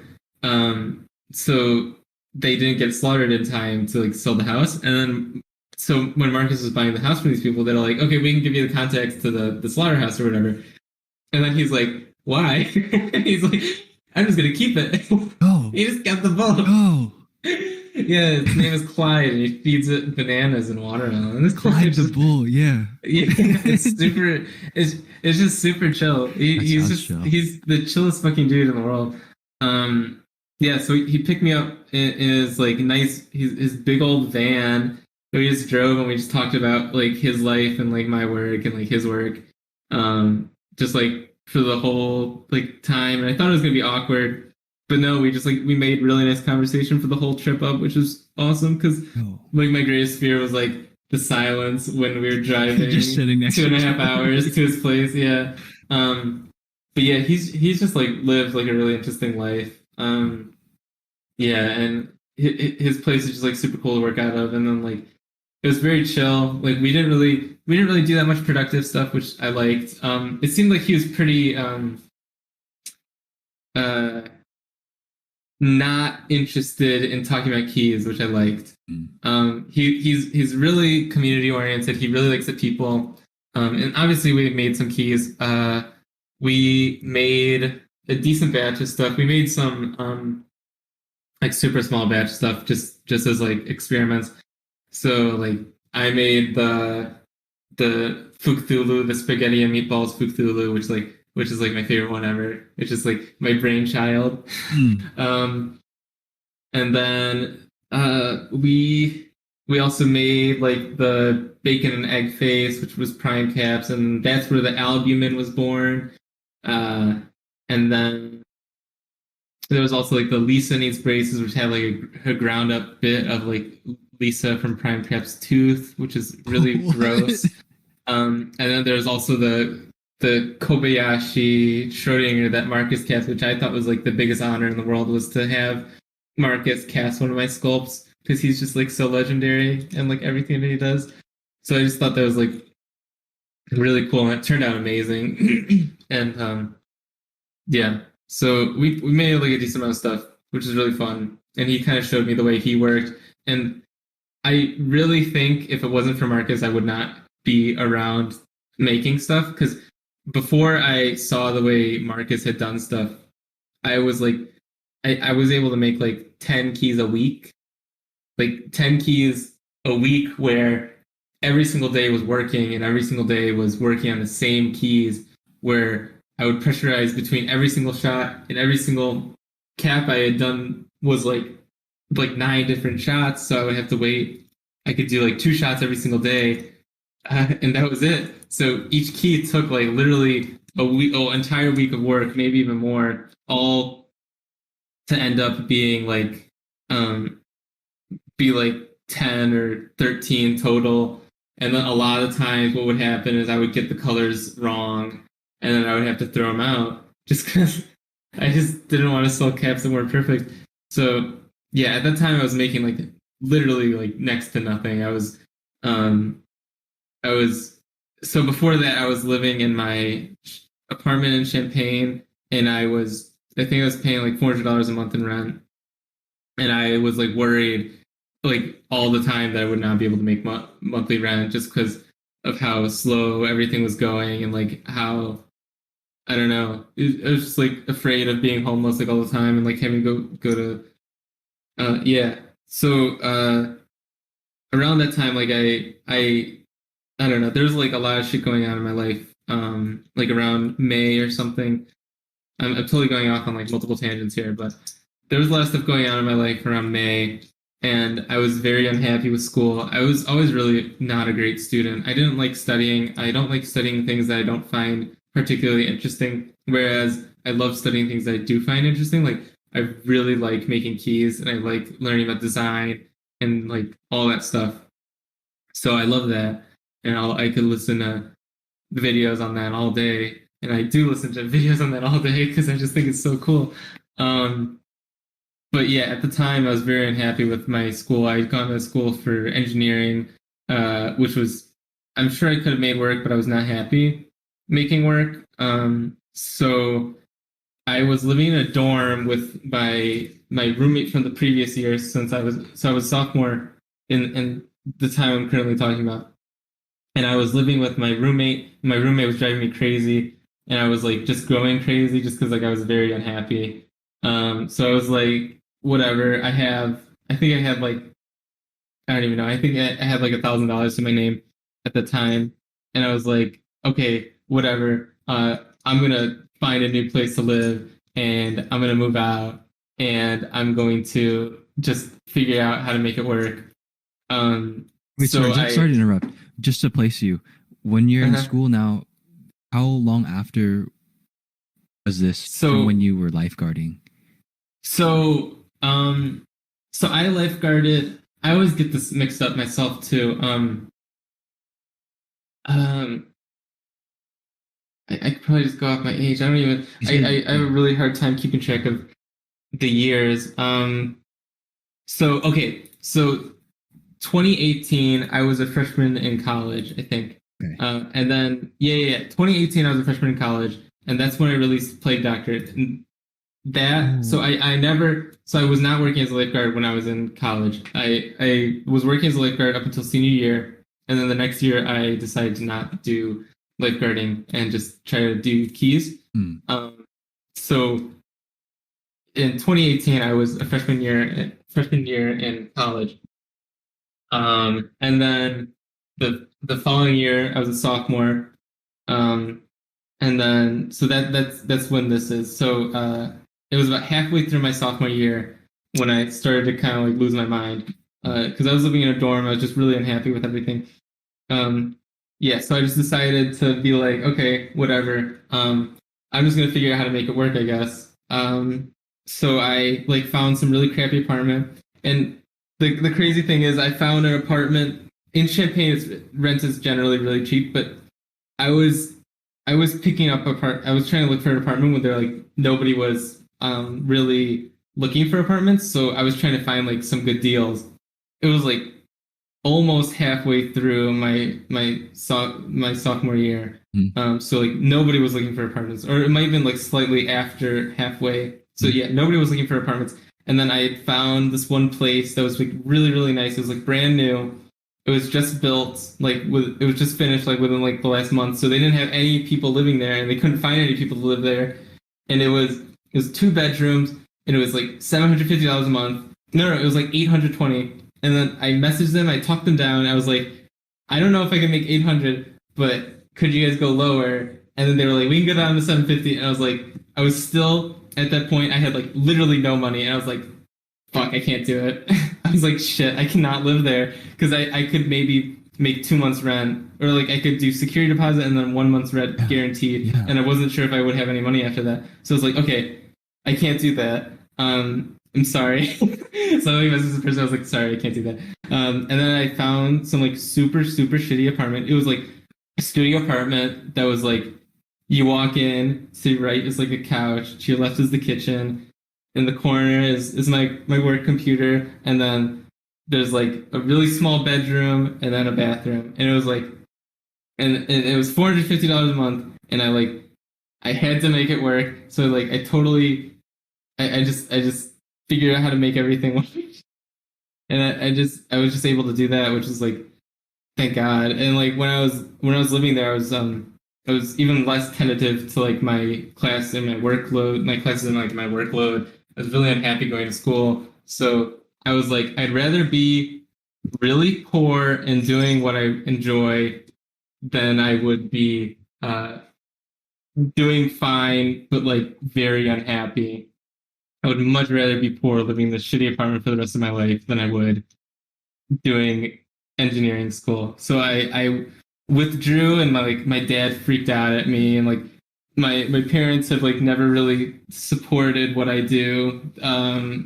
So I found so yeah, I just figured out how to make it work. I was just like, okay, I'm not gonna listen to my parents because my dad, his idea was like, his idea was like, okay, drop half your classes and then just do half the workload. And it's like, I don't want to half-ass anything. I'm not gonna try to do one and the other poorly. I'm just gonna try to do one. I'm gonna try to do it well. So then I told him I was like, I just withdrew from all my classes, and he's like, you're killing me. He's like so upset. Yeah. Yeah. Huge decision. Yeah. So I withdrew, and I was very happy about it. I was like, thank God. And then from there, all I did was work. All I did was do keycaps like every single day, again, day in day out, and I would stay up like generally my day would be I wake up at some random time and then I would stay up for like 15 hours and then I would go to sleep. And then no matter when I woke up, I would wake up and then I would work for another 15 hours and go to sleep. So a lot of times my schedule would like shift, and some days I would wake up at like 6 in the morning, some days I would wake up at 7 p.m. And no matter when I woke up, I would just work. And I would work and I would work. And I was on Discord like all the time, just like talking to people. And that's how I got to meet a lot of people and like get closer with a lot of people. Was I was just like on Discord like 24/7 because like my workstation was like right here, my computer was like right here, and I just talked to people like all day. And yeah, and then I guess I really think like Marcus, him recognizing me. Well, I guess there's a few different things.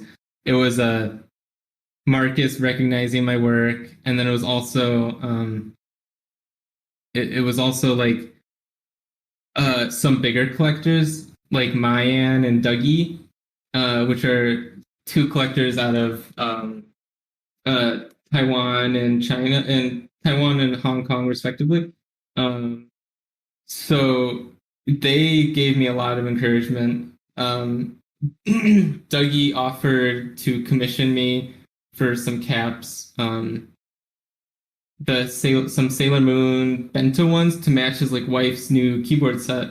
And he at the time I think I was charging $30 for a key. And then he was like, I can give you $400 for 4 keys. And I was like, that's a month worth of rent. And I was like, holy shit. Yeah, so that was just like crazy to me, was that like he had enough like faith in my work, and I tried to like knock it out of the park. Yeah, Dougie and Maya gave me a lot of confidence really early on. And they kind of pushed me to keep working at it, keep honing my skills and like doing stuff. Because Dougie saw that I was able to do resin writing, and he was like convinced that like I could do the best resin writing, and he like really wanted to foster that. Because a lot of what was fun for Dougie was like watching my brand grow. He's kind of funny like that. He just really wanted to like, I guess he wanted to be like a mentor of sorts, and just like help me, like just he gave me a lot of advice, like business advice, and he gave me a lot of advice when it comes to like presenting myself and stuff like that. So he gave me a lot of confidence that I needed. And then Marcus gave me more confidence, which was really nice. And then it was really fun being able to call my parents a month after I withdrew from school and just be like, I'm going to work with the most famous guy in the hobby. And they're like, what? What does that mean? Yeah, so that was kind of fun to rub in their face. And yeah, so later after the New York meetup, I was able to hang out with Marcus, and I saw the way he worked, and I was like convinced that like I had to make my methodology a lot better. And I spent the next like 4 months trying to figure that out, and like it, I was like so close to just like giving up because I was convinced like if I couldn't make my processes a lot more efficient, then I couldn't do this like for a living. Like I would have to go back to school. So that really pushed me, and yeah, and then I just ended up like it clicked, and I ended up figuring it all out, and now I'm just able to work a lot more comfortably where I was not before. What did the process look like after you committed to keycaps? you withdrew from school and you dedicated yourself full time. Between then and when you go to KeyCon, it sounds like you were in this building, research, Yeah, experimentation phase. Like, when did you get yeah, to the point when, or did you ever get to a point where you recognize that, oh, this is something that has potential? Like, I heard you say when your friend was willing to commission a certain number of caps. yeah. So it was definitely that. Well, again, it was just a lot of things. The big thing was Marcus like reaching out and saying that he wanted to work together, which was just like such an honor because Marcus had only done one other collaboration at the time, which was with Binge for the or yeah for the Cthulhu, which was like my favorite cap of all time, and like to be able to work on the Fugu, which is also one of my favorite sculpts of all time, was just like such an honor, and like I really wanted to knock it out of the park. And yeah, that just gave me a lot of motivation where I just like wanted to work all the time. And I don't think it was ever for like there was an end goal in sight. I never really thought of it that way. Because I never thought that I would be able to do keys full time. I thought it would be a combination of multiple things. I thought it would be a combination of like maybe doing keys and maybe also doing gamer sets, and I would just like figure out how to make it work. Mhm. Um, and maybe I'd sculpt figures or something. But I knew I wanted to make it work. But I was, um, but yeah, I never went into it with like a immediate like end goal. I never thought like maybe I'd make a business out of it or anything. I just really went along with like my gut. And I was like, well, I'm just gonna do what makes me happy. And what made me happy was like trying to work and trying to gain people's respect and like doing the best work I could, Mm. um, and like cultivating like a fan base and that kind of thing. It just like I just wanted to put out quality stuff and I wanted to be viewed as one of the better people in the hobby. And it really wasn't any deeper than that. I wanted to make a living and I wanted to be respected by people. And yeah, that was pretty much it. Yeah. So thinking about the present, I mean, you're definitely you have cultivated this following, and there is a huge amount of support for your craft. And Mm-hmm. for many, that seem like you've achieved a level of success. Yeah, definitely. Yeah, it definitely feels like that. Yeah, I'm definitely much more comfortable where I am now versus where I was like any other time. Mhm. Um, it really was just a lot of like working nonstop and trying to figure out like uh all the little things I needed to do to like just make shit work. And now I'm at a point where I'm pretty comfortable with my work and my relationships with other people, and I have a nice home, and I'm just very comfortable where I am. But like I'm sure if I really had to, like I don't know, I could go back to living in a shitty apartment and I'd be okay. I have like an innate fear of being homeless for some reason. So any as long as I have a roof over my head, I'm very happy. The little Yeah, things. yeah, Kind of yeah. riffing off the idea of success, has your ability, your success growing, your following, and sharing your craft matched what you may have envisioned it to be like? No, not really. No, especially with the way the hobby's grown recently, it's just like totally unpredictable. That it would continue growing for a long time. It really felt like it was like sort of dying out, and I I wasn't really opposed to that. I was like, okay, I'll probably find something else to do in a couple of years. Um, but now it feels like it's got a lot of legs to it, and I feel like it's gonna keep going. Um, yeah, but I never could have predicted anything that's happened in forever. I don't know. Hmm. I guess I want to be respectful of your time. And one Yeah, curious okay. thing I want to ask is, looking back to when you first started, what advice would you give yourself when you first began making keycaps and artisans? Any advice? Uh, yeah, I don't know. I like the way I approached it for the most part. I would say probably the only thing I would say is like in the beginning, be a lot more humble.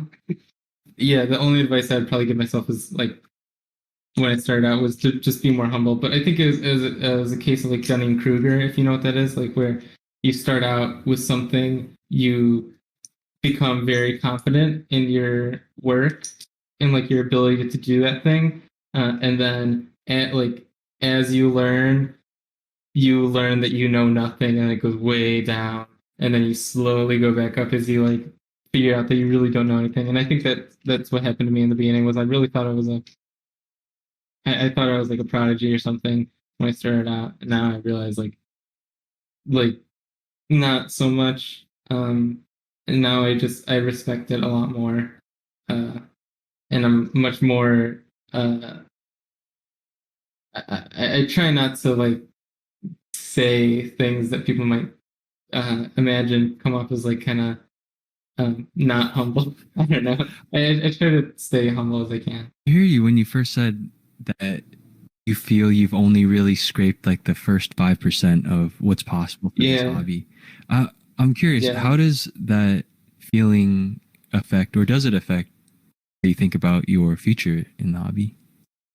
Um, it's fun. I like it. I like knowing that that is not really like a set path, and like what I figured out might influence the hobby for the rest of its days. So Mm. I always want to be that person that kind of figures it out, um, that sort of thing. So I just, yeah, I wouldn't say it affects me in any significant way, Mm. really. I like the idea. I would much prefer that the hobby is not. It might just be like wishful thinking. Also, it's like I really would rather be in a hobby where we're not even close to like making the best work possible versus one where we're already like basically there. So I like the idea that I like imagining that there's a lot more to uncover. It's Yeah. exciting being part of this relatively new niche. Yeah, it's cool. It's the most interesting thing that I've ever done in my life. So I think it probably will be for a long time. Hmm. Yeah. I mean, it sounds like you're definitely interested in it. Yeah, the sometimes I go on long periods of times where I'm kind of like, yeah, fuck the hobby. Everything makes me angry, but then I don't know. When I'm able to like just like talk about it and just like admire the good things, then like you really I find myself like realizing why I like fell in love with it, you know? Yeah. Yeah. Like the art, the exploration, and of course the people. Yeah. Yeah. And it's just yeah, and a lot of the mystery. I really like the mystery to it when you started, when there's like I was saying, there's like nothing around. I liked the idea of being like a quasi archaeologist where like you see someone's end product and you try to work back and figure out how they did that. When I first got I got my first artisans, like I looked at them for like hours, just like trying to find like little things that were like maybe mistakes that the artist had made before me, and like try to learn from them, like where someone might have sanded their caps slightly wonky or like anything like that, or like just all that stuff. And like I got my first clack skulls in like really recently, and I looked at them for like 2 hours. So it's still there where I'm just like innately very curious as to how people did things before me and how people continue to do things. Um, yeah, and like on the clack skulls with like I don't know if you know what flashing is. Well, yeah, of course you know what flashing is, right?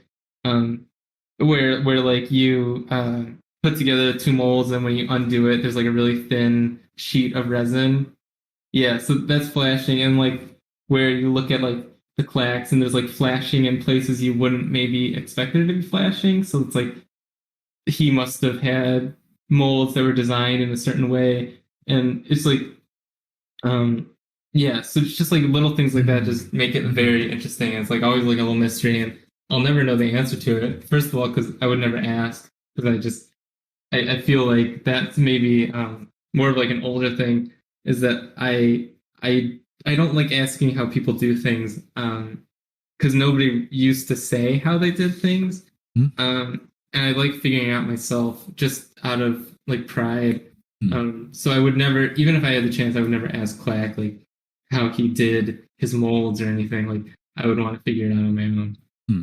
But yeah, it's just stuff like that. And like on the skulls, like the one of them I have is like smooth on the sides, and the other one has like a texture of a cap. It's just all that stuff that I just find very, very intriguing, and it's been making me want to collect more just because it's so cool. Yeah, Like noticing these intricacies, be it imperfections or details, are like little clues yeah, for how the maker built the cap or made the cap.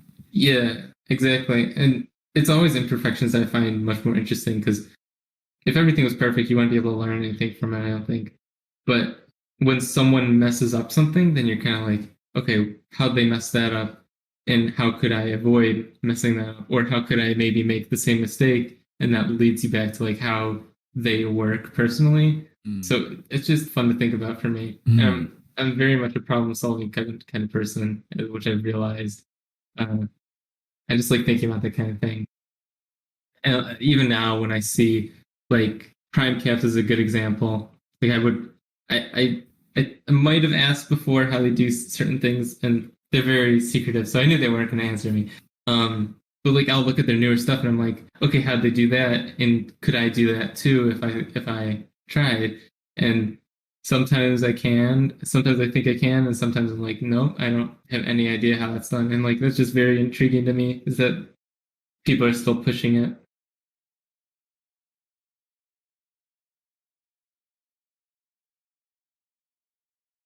And I hear you talk about like this early excitement you had for making and you're like carving out the time in your free time. And I remember that too. It's like, Mm-hmm. it's crazy you mentioned Brobot, dude. That was like one of the first caps that I saw. So I saw Brobot and then I saw Keyforge's Mayhem. Oh, okay. Yeah, yeah, I remember the Mayhem. That's the Reaper I guy, was super right? excited. Yeah, it's just like having that, and then every day after work, like I would come home and try and like work on caps. And I was Yeah. actually at a similar transition point where I had to, well, I decided to leave work to pursue caps, having not sold any. So it was like Yeah. very much the same. It was like I'm gonna make this work no matter Yeah. what, and if not, then I'm gonna have to find something else. Yeah. I mean, worst case scenario, you end up getting another job. What's Yeah, the risk? that's true. That's true. Yeah. That's what I always tell myself is like, worst case scenario, I'm gonna end up going back to school. Whatever. And then Who you've made cares? some amazing friends, and then Yeah. you've like, It's just a part of my life. Yeah. yeah, And you get a cool story to tell people every once in a while. So yeah, I don't have a problem with it. It can last as long or as short as it wants, and I'm not going to force it or anything. It's just gonna, if it works, it works. It'll be cool. what's the story behind your name, Hello Caps? Oh yeah, that's another thing. When I started calling myself Hello, I kind of did it. I didn't do it on purpose necessarily, but I like the way that referring to someone as hello is like the most horrible thing in the world. And I like that it like kind of forces people to learn my name. Uh, I originally called myself Egg Caps. So my Reddit username is Eggplant Hero, which I got from my brother's like elementary school friend that like we hung out with pretty often. And his like Xbox username was Eggplant Hero. And then like I thought that name was good, so I stole it. Best way to do it. Right. So I got it before he did, I guess. So then I had the Eggplant Hero for a long time. And then I couldn't come up with a good, well, I never really thought that I would need like a good maker name because I didn't really think I would do anything special with keycaps. I just thought they were cool. So I chose like a horrible name, like Eggcaps is also a really bad name. But then I also on Discord, I would always talk in the NetKeys KB Artisan server. And in there, I didn't want to advertise myself whatsoever. So my Discord name was never Eggcaps or anything. It was always hello, just because that's what it was before. Because I thought that was a funny name. It was always hello with a question mark. And my Discord name was always that. And then I just got sick of the Eggcaps name. I was like, all right, whatever. Hello Caps is also a bad name, but it's better than Eggcaps. I got tired of Eggcaps, so I changed it. And yeah, that's oh, and I guess the thing with the hello, it's just a byproduct of being called hello that it's really horrible to say that you collect hello caps or hellos I trade for hello or something. It's like it's horrible. It's really hard to understand and everything. So it forces a lot of people to learn my name, which I like. And I don't think I've ever given out my name like publicly. Like I've never like been in my Discord and been like, my name's Liam. Like people just figure it out, which is kind of cool. Whoa. Dude, Yeah, it's that's just a like spread through word of mouth. It's fun. yeah. Yeah, I mean that's the kind of thing I like is like I just like word of mouth a lot. Like I like the community a lot in general. Recently it's been kind of annoying. But I've always felt like I never wanted to grow from outside the hobby or like outside the people that like I would really talk to. And Mm. like I don't want to sell to like some random people that just like come across it. Like those aren't like people that I want to like sell to. I want to sell to the people that like just are interested in artisan keycaps and they just think they're cool. I don't know. So yeah, I don't advertise like whatsoever. I don't even use like hashtags on Instagram or anything. Like I Oh, don't word. I don't like when I don't want random people to find my work. If you could have only one tool from your artisan toolkit, what would it Um, be? uh, I think a lot of people end up actually doing that unconsciously is that they use one tool like pretty much nonstop. This is the tool that I always use. This. I think it's for your nails. I think I stole it from my mom. So it's a square and it's like flat, so you can use it to flatten that stuff. And then there's this, which is a little tip, and then you can smooth it on one side and maybe press it on the other side. It's like so it's just like a tool. I think it's usually used for like cuticles or something, but that's the one that I like almost always use. But it's different for everyone. I see like on it's like the two-sided tool. On one side there's like an Yeah, arrowhead looking thing. yeah. The tools that have two sides are always convenient because every once in a Mm. while you have a tool that has like two very nice sides. Like this one's also similar. Like this one has like a little scooper out the end, like a little scooper thing, and then over here is like a blade. And I use that one pretty often. Like, yeah, these two I use pretty much all the time. And then maybe the like a ball tool, but the ball tools don't really matter. Mm-hmm. But yeah, I don't know if it's gonna be easily understood for people listening, but yeah, like a cuticle scraper and just like some random tool. Mm. You listen to certain music or playlists when you're in your creative zone? Um, I really like Kanye. I feel like that's kind of a controversial thing to say now, but I really, really like Kanye. And now I'm saying I realize you also like Kanye because you did the job up Yeah. there. I didn't really start listening to music until uh, maybe high school, like sophomore year. I don't know. I just never really went out of my way to like listen to music, but I always heard like Kanye stuff on the radio, and I found out like when I used to listen to music as a kid, like I never really knew who the artists were. But like as I grew up, like I realized most of the songs that I really liked were by Kanye.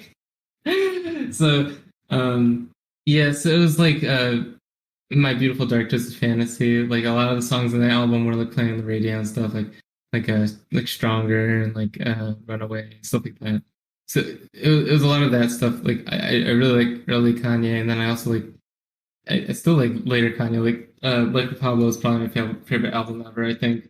Yeah, that was like probably my absolute favorite ever. But then what really made me enjoy Kanye was like one morning I woke up and then uh Kanye dropped Yay, and like I just listened to it, and I fell in love with that album. Like I love that album so much. It's like so emotional, like so different from anything that he's done.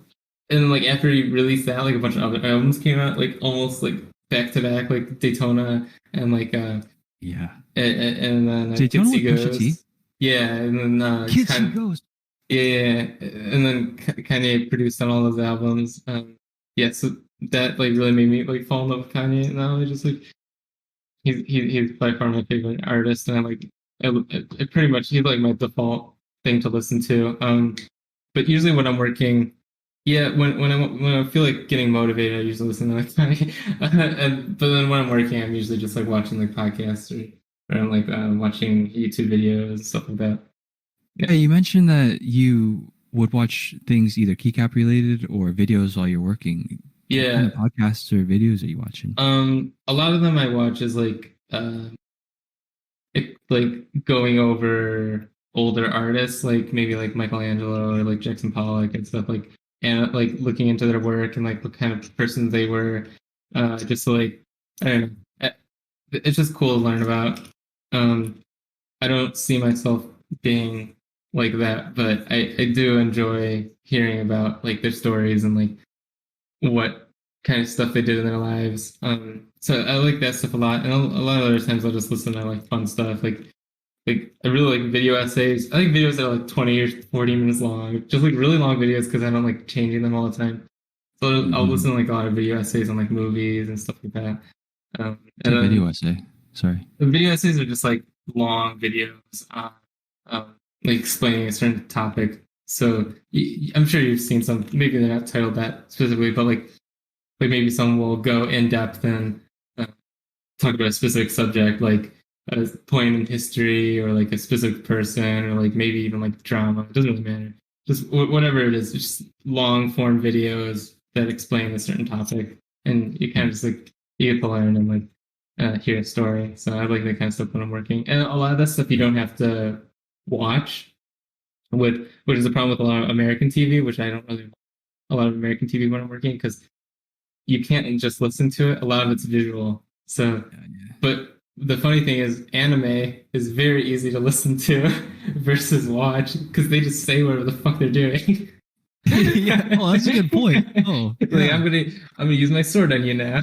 It's like, okay. Yes, yes. Uh, so yeah, I'll do all that kind of stuff. Yeah. Are there any particular documentaries or movies that you would recommend? Oh well, I guess I'll just give you whatever I'm watching now. A couple weeks ago, well, I started getting back into like the Orange Box, which is like the Valve game, like the game pack from a while ago, like back in like 2005 or something crazy. Um, but like there's like videos explaining like all those games and like talking about why they were so good, how they were received, and like a lot of old like game development stuff. And then I've also been listening to like the this one documentary called King of Kong, A Fistful of Quarters, which is a documentary about. Oh, you know that one? Yes, that one's Yeah, amazing. yeah, that one's great. And then also alongside that is the Smash Bros. Documentary, which is like a 6 part, really long. Yeah, Yes, yeah, yes. yeah, yeah. Dude, that thing is well done. That is a well Yeah, done movie or uh, project. Yeah. it's awesome, and like the music always gets me so amped up. The sound design that documentary is so good. So yeah, a lot of times when I find something I like, I'll watch it like 2 or 3 times over. So if I find like one documentary, like the Smash documentary, it'll serve me for like 3 or 4 days of work while I like totally squeeze every last ounce of everything out of it. Dude, that gets me super hype. Holy shit. Maybe it's also the fact that it can connect on Smash too. I haven't Yeah, seen that yeah. in years. I'm not very good at Smash, but I just admire the community a lot. I just think it's like so cool, the way that people are just so ridiculously good at the game. And, in when I was in Champaign, um, there was, I think it's the longest running Smash tournament currently. It's Show Me Your Moves, SMIME. I don't think it's very well known, but I think it's the longest running one currently. But those were quarterly, so I think there's 1 or 4 every year. So I try to go make it out to those and like watch everybody play. I could never play for myself. I'm bad with that sort of game, but I always really liked watching those people play, and like the culture of that kind of thing is weirdly similar to keyboards, where like the better you are, like the more respect you're given, and like they're all just very tight knit and cool. So I always liked that kind of community. I never really got into it, but I did like kind of sitting on the sidelines and watching everybody interact and stuff is cool. Now that you mention it, the Super Smash Bros. Community for Melee is very similar. You got Yeah, this high energy, super strong fan base for all of these creatives, totally. these people who are pushing the boundaries. Hmm. Yeah. Yeah, I guess I find myself drawn to those kinds of things. I really enjoy just tight knit groups of people that are just passionate about stuff that doesn't really matter. Artisan keycaps, let's go. Yes. Dude, I Yeah. feel that. It's weird. Yeah. It's such a neat. It's That's It's weird. weird. It It's is strange. weird. It's very strange. It's Uh, amazing. It's amazing. yeah, no, I feel very lucky to have found this group of people and everything. It's really Do cool. you have any hobbies outside of artisans or keyboards? Um, I'm kind of working on it. A lot of I'm starting to get more into drawing. I want to become a more formidable drawer. Play video games. Everyone kind of plays video games. I really like hiking. I like getting outdoors, but it's hard to when I live in Illinois. There's not a lot of stuff to do around here.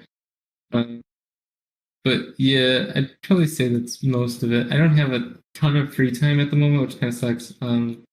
Most of my time is taken up by keyboards, and I'm actually kind of starting to get back into artisan collecting. For a while, I kind of took a break because it was just tiring. I didn't really enjoy a lot of the newer stuff coming up, and now I found a couple that I really like, which is like Oat Snake, the Cap House, Cap House, which is he makes some really cool looking caps to me, and then I got some clacks, which I really like, and then Bad Chad's new brand Rubber Hose is really cool. So now I'm starting to get back into collecting, and it's fun. I like collecting new stuff. I mean, it's exciting to see what's new. Yeah. And then recently I did get some keyboards in, so I still buy keyboards every once in a while. But yeah, I wish I had more free time, but I don't. Yeah, I wanted to ask, what does a typical workday look like for you if you're casting? For casting, it's I cast 1 day a week because I could not do it more. Just because it takes so long. So that usually casting days usually take about 14 or 15 hours. I'm usually up from like 11 to like 4 or 5 in the morning usually. Um, just working. Normal days are usually I wake up around noon and then I finish work around.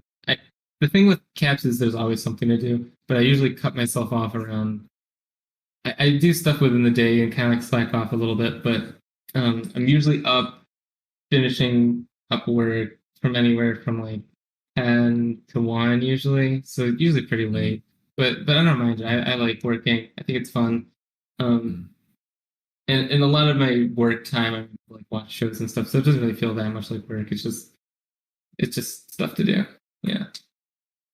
Do you have any quotes you live your life by? Um, I really just like I don't know. I guess that anything I say will be very cliche, but just go with the flow. Yeah. Just do whatever. I don't know. Like I don't have any plans. I don't have any big plans in 10 years or anything. I'm just gonna do whatever pops up. If an opportunity presents itself, I'll do it. But I don't really force anything. I kind of just do whatever makes me happy. You Cool. mentioned anime. Have you ever read or seen Shaman King? No, I'm kind of like a normie with anime. I really like Hunter x Hunter or like Death Note. Hunter x Like Hunter's dope. Oh, Death yeah, Note's insane, man. yeah. Yeah. Um, and Yeah. I started watching Jujutsu Kaisen, but I don't know how much I really like it so far. Um, but yeah, I watched like a whole handful of it every once in a while. I only ask because in Shaman King, so I read it in, like as kids growing up, my brother and I would um dropped off at like Barnes and Noble and just read manga for like hours Oh, or whatever.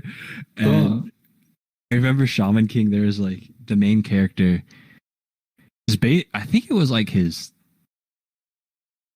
quote or his like his approach to life or whatever was like everything will be all right or like everything will turn out okay. Yeah, So it's like very much kind of like go with the flow. It's like, oh, yeah. you No, know, kind of do what you do and it works out. yeah. Another thing I always think about is I think I saw it online somewhere was like it was like a flow chart where it's like there's a problem and it's like can you do anything about it? And then if yes, then like there's no reason to worry. And then the other one is can you problem and can you not do anything about it? And if it's yes, then it's like why? So it's like there's Mm, no reason to worry about any of that stuff. It's like shit, if I'm gonna be homeless and I don't have a choice, then why would I worry about it? Like it is. It whatever. just is. It is what it is. Yeah, just go with it. If I can't help it, then there's no point. But if I can, then it's like, why care? Even though I can handle it. Sounds very, very logical, kind of stoic line of thinking. Yeah, It's like, I think that's kind of sums me up as very logical when it comes to that kind of thing. I try to, and then I'm not a super emotional person, but yeah. Mm. I see that in the way you've kind of approached your whole craft now, I would say. With the beginning, it's like you have this idea and then you have this drive. And it's like you understand these different aspects that you effectively make a study of. Like you Yeah, have your journal and your notebook, and then you reach out to the people and connect with all of these individual makers, and then you take that all and yeah. dive It, into it on your own. for whatever reason, it all comes very naturally to me. In terms of like at least the technical aspects of it. I'm not so good at like advertising. I'm not so good at making a lot of friends or anything. But logically, I am able to approach my work appropriately, I guess. I think your approach resonates with. It's clear your approach resonates with many people. Yeah, thankfully. Yeah. I mean, that's so cool. Okay, so I guess just in closing, two more questions. Do you have any parting thoughts, quests, or general advice you'd like to share with the audience?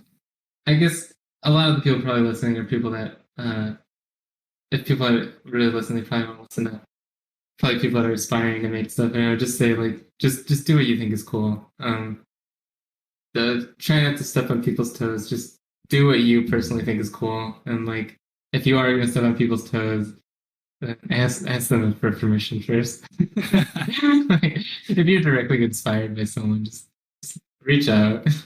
But yeah, just do what you think is cool, basically. Just interact with the community as much as you can. Like, get a feel for people and like become emotionally invested in the hobby as much as you can, and like just do good. Yeah, dude, both of those really resonate with me. I guess just in closing, where's the best place for people to follow your craft or the best place to get in touch? If you need to get in touch, just message me on Discord. Please don't message me on Instagram. Just Instagram's hello underscore caps, and then Discord is uh, hello question mark. Well, I don't kind of say just Instagram hello underscore caps.